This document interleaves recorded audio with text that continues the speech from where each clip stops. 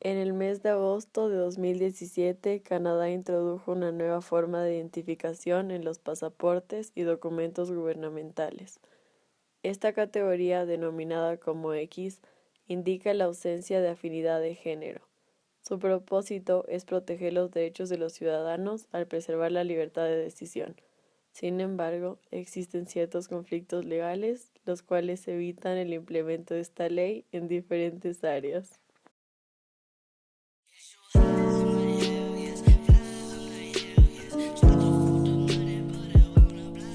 En base a esto surge la pregunta ¿hasta qué punto es el género un factor sustancial en la construcción de la identidad individual? A partir de la pregunta de conocimiento será posible interpretar la relevancia de la identificación de género y los conflictos que esta implementación provoca en el sistema. Todo esto se realizará mediante el análisis de las siguientes áreas de conocimiento: filosofía, donde la forma de conocimiento es la percepción; lengua, donde las formas de conocimiento son lenguaje y percepción; historia, donde las formas de conocimiento son memoria y razón; y finalmente biología, donde la mayor forma de conocimiento es la razón.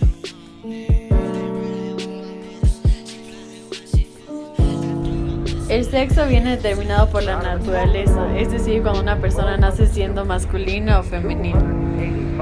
Por otro lado, el género puede ser manipulado, cambiado o a través de la percepción se puede determinar si una persona es mujer o varón. La identidad sexual de un individuo está determinada en gran medida por el otro sexo, tanto por el contraste como por el reconocimiento propio. Freud afirma que el ser humano está movido por el deseo y es conducido por la pulsión sexual. Esto está presente en el comportamiento de los niños y niñas cuando el reconocimiento de la primera figura sexual está representado en sus padres.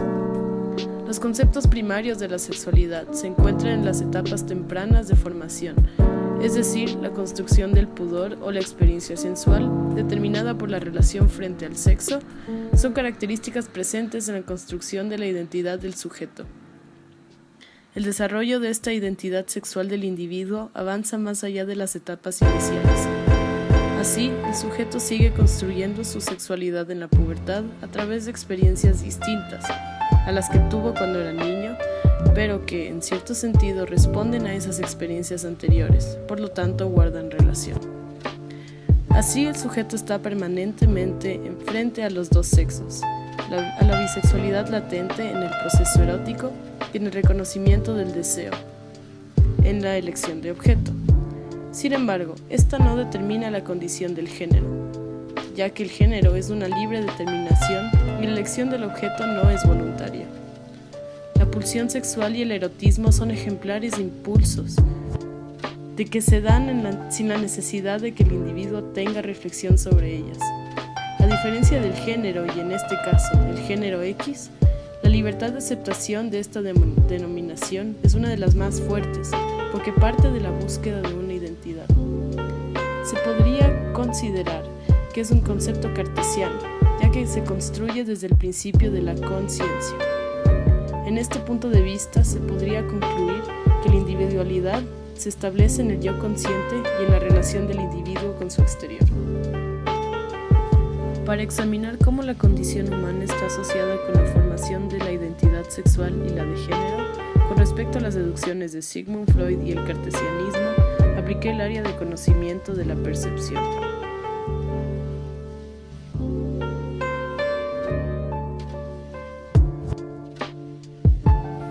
A continuación se expondrá el posible impacto en el lenguaje dado por la anulación de género como factor sustancial en la constitución de la identidad personal. El principal objetivo de la lengua es la comunicación. Esta permite la transmisión de mensajes y consecuentemente permite a un individuo entablar relaciones interpersonales. Además de esto, se puede decir que todo lo que existe es nombrado por lo que la existencia precede a la denominación. En la comunicación se utilizan varios recursos.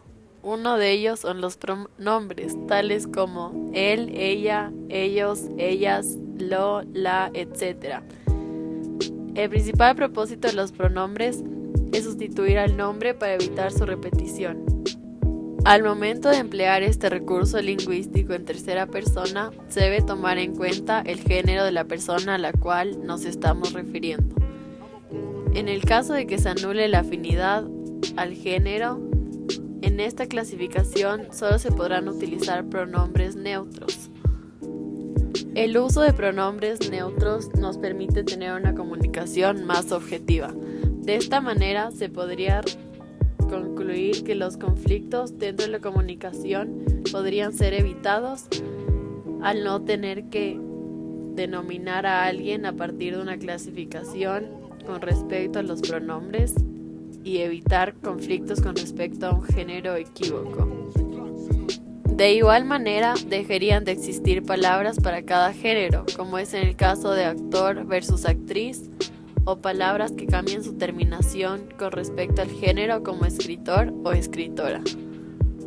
Es por esta razón que en la actualidad el lenguaje crea una distinción entre géneros, y tomando en cuenta que este lenguaje es el que condiciona al ser humano, uno de los factores más influyentes en la construcción de la identidad es la manera en cómo nos referimos el uno al otro.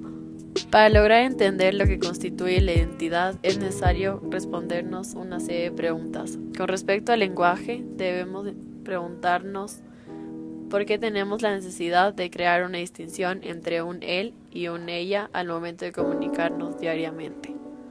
Por otro lado, una pregunta aún más específica con respecto a la situación de la vida real siendo analizada es: ¿cuál será el posible impacto en la comunicación respecto al uso de pronombres al momento de referirse a un individuo que no se identifique por los parámetros de género, es decir, del género X?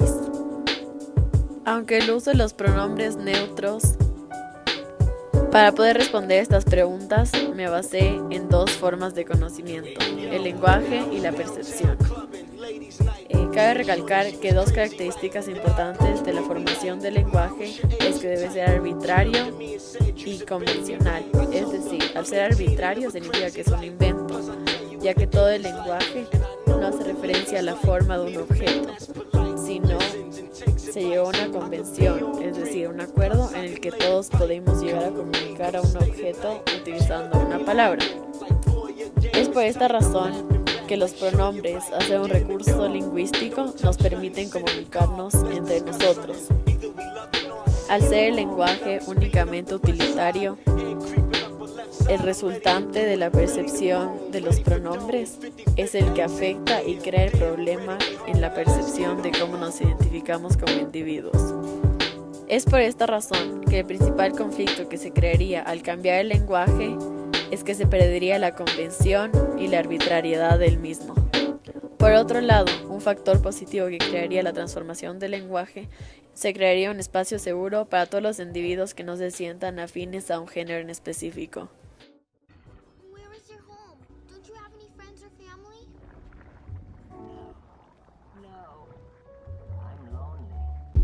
Por otro lado, se analizará históricamente al género como elemento esencial en la identidad de un individuo. La historia es una disciplina que estudia y expone acontecimientos específicos que pertenecen a hechos de un tiempo pasado. Estos constituyen el desarrollo de la humanidad desde sus orígenes hasta el momento presente. Dichos sucesos son analizados y examinados en función de sus antecedentes, causa y consecuencias y la influencia que un evento tuvo sobre otro con el fin de comprender el presente y hacer predicciones sobre un futuro. La historia es ante todo la posibilidad que tiene el ser humano para definirse y conocerse a sí mismo como un ser de identidad. A través de esta disciplina surge el siguiente cuestionamiento: ¿de qué forma la evolución de la inclusión de género y orientación sexual en las regulaciones legislativas ha conllevado a las situaciones actuales en Canadá?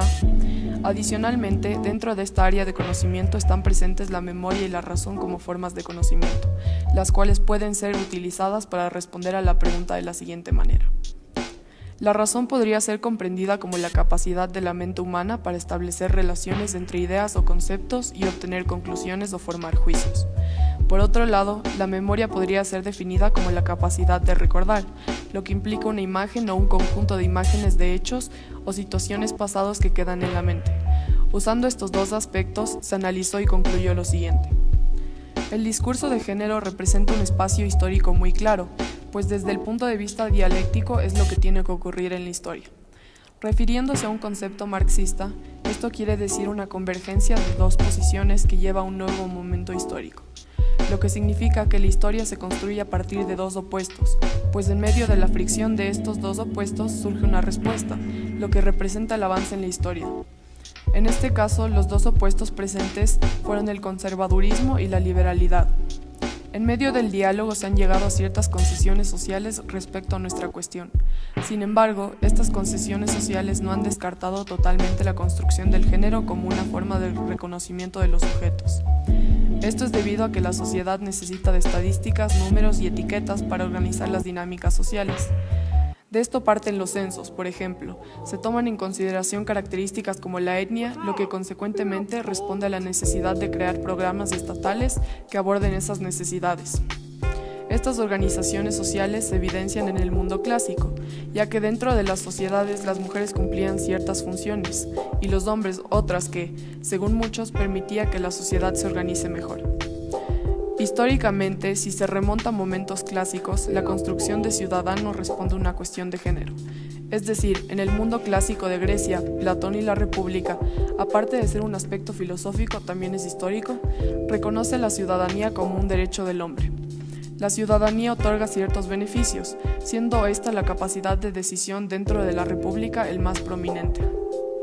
Esto es una clara ilustración cómo en base al género las personas han sido otorgadas una posición social dentro de la sociedad.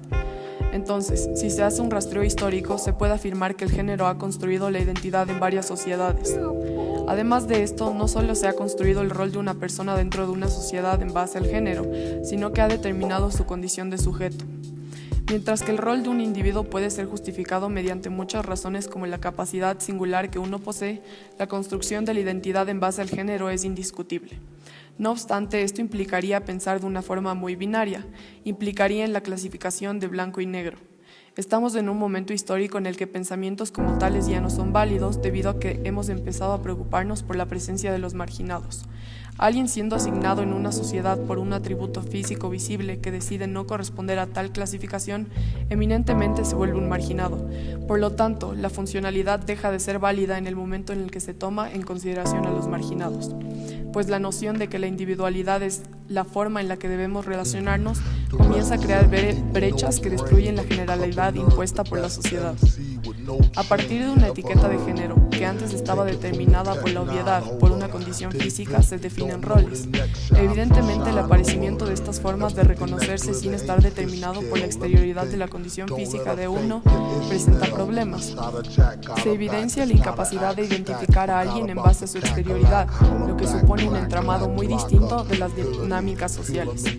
Esto quiere decir que anular el género sería la destrucción de un sistema de organización social que ha sido usado desde el inicio de los tiempos. De esta forma, la importancia de los roles sexuales son reflejados en la propia personalidad del individuo en cuanto a las relaciones grupales y sociales del mismo.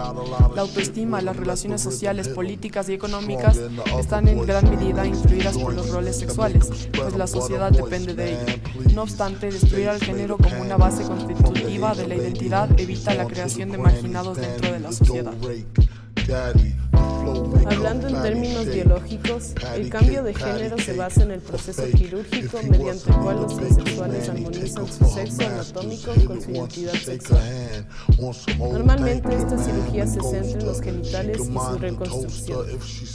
Estas cirugías se conocen como vaginoplastia y la faloplastia. Sin embargo, también existen operaciones que no involucran los genitales como la cirugía facial o la mastectomía. La intervención para esta reasignación forma parte de un tratamiento multidisciplinar, por lo tanto no se puede realizar sin que haya un diagnóstico que asegure que el paciente tiene una disconformidad con su sexo anatómico junto a un deseo por pertenecer al sexo opuesto. Además debe haber una falta de comportamiento homosexual, de anormalidades físicas y de indicios esquizofrénicos. Es importante mencionar que dentro de la sociedad la mayoría de las personas se sienten identificadas con uno de los sexos, es decir, femenino o masculino.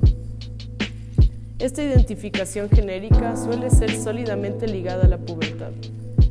Puede ser visto como un fenómeno complejo, puesto que existe una amplia relación entre las características de un individuo y los grupos sociales dentro del cual éste se desenvuelve.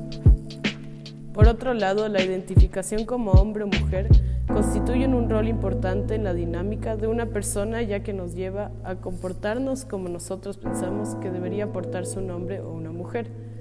Es por esto que se puede ligar de manera directa a la biología con la construcción del concepto de identidad.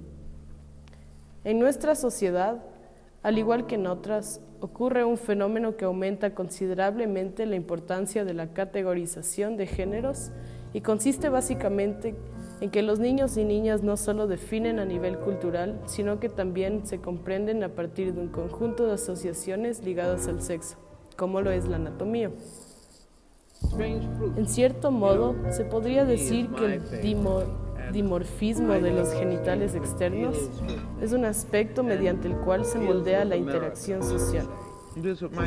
Se podría decir que las personas transexuales experimentan una discontinuidad entre la parte corporal, la identidad y los placeres sexuales que se creen deberían asociarse con ellos. Los sentimientos de alienación producidos por esta relación entre partes corporales y significados de género normalmente se presentan como un juego de nociones dicotómicas entre mente y cuerpo. Al hablar del deseo de un individuo de cambiar de sexo, la gente como los transexuales insisten en que es una cuestión de identidad, más no una búsqueda de placer sexual. Para ligar las ideas de identidad y los hechos en biología, utilicé el área Para ligar las ideas de identidad y los hechos en biología, utilicé la razón como área de conocimiento. Esto se debe a que la ciencia explica las condiciones de este campo mediante eventos o situaciones que son comprobados científicamente,